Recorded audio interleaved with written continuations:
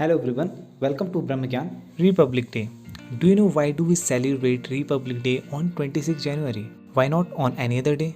जैसे कि independence day मनाया जाता है 15 अगस्त को बिकॉज उस दिन हमारे देश को आज़ादी मिली थी। वैसे ही 26 जनवरी के पीछे क्या कारण है? अब कुछ लोग बोलेंगे कि ये तो सबको पता है क्योंकि 26 जनवरी को भारत का संविधान लागू हुआ था।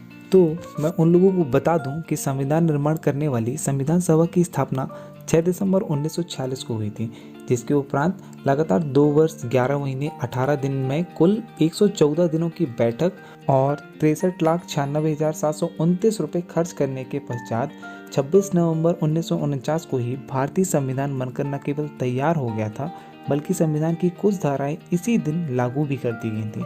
लेकिन केवल कुछ धाराएं, संपूर्ण संविधान नहीं।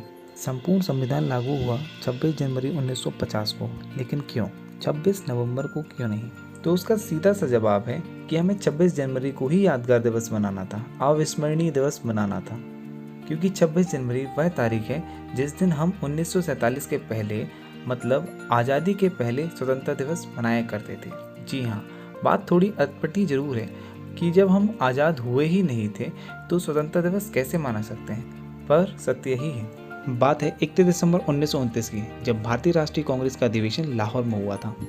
इस अधिवेशन में पंडित जवाहरलाल नेहरू की अध्यक्षता में एक महत्वपूर्ण प्रस्ताव को पारित किया गया था, जिसमें कहा गया था कि अगर ब्रिटिश सरकार 26 जनवरी 1930 तक भारत को उपनिवेश का दर्जा नहीं देती है, अर्थात डोमिनियन स्टेटस नहीं देती है, तो भारत को पूर्ण स्वतंत्र घोषित कर दिया जाएगा।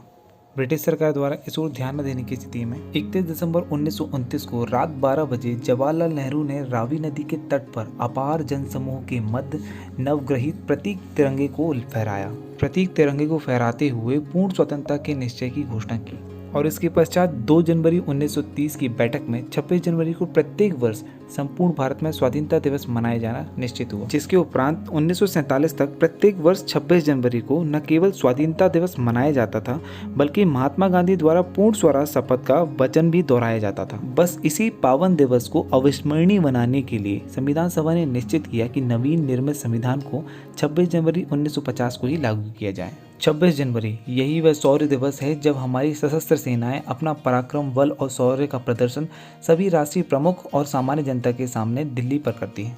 गणतंत्र दिवस एक राष्ट्रीय उत्सव की तरह 3 दिवस तक मनाया जाता है। 26 जनवरी को राजपथ में थल सेना, जल सेना, वायु सेना की परेड और विभिन्न झांकियों से प्रारंभ होने वाला ये कार्यक्रम 29 जनवरी को रायसेना हिल्स में राष्ट्रपति भवन के सामने बीटिंग रिट्रीट के कार्यक्रम के द्वारा संपन्न होता है। बीटिंग रिट्रीट में थल सेना, वायु सेना और नौसेना के बैंड पारंपरिक धुन बजाते हुए मार्च करते हैं। बीटिंग रिट्रीट का कार्यक्रम 1952 में प्रारंभ हुआ था। सेना बैंड में सर्वप्रथम महात्मा गांधी का मनपसंद गीत अबाइड विथ मी की धुन बजाई गई थी। तब से हर साल यही धुन बजाई जाती है।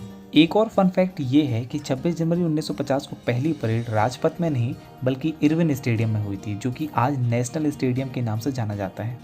इसके बाद 1954 तक गणतंत्र दिवस कभी किंग्सवे कैंप, लाल किला तो कभी रामलीला मैदान में आयोजित होता रहा। साल 1955 में पहली बार गणतंत्र दिवस परेड राजपथ में आयोजित हुई। तब से ये सिलसिला आज तक बना हुआ है। अब 8 किलोमीटर की दूरी तय करने वाली यह परेड रायसीना हिल से शुरू होकर राजपथ एवं इंडिया गेट से गुजरते हुए लाल किले पर खत्म होती है।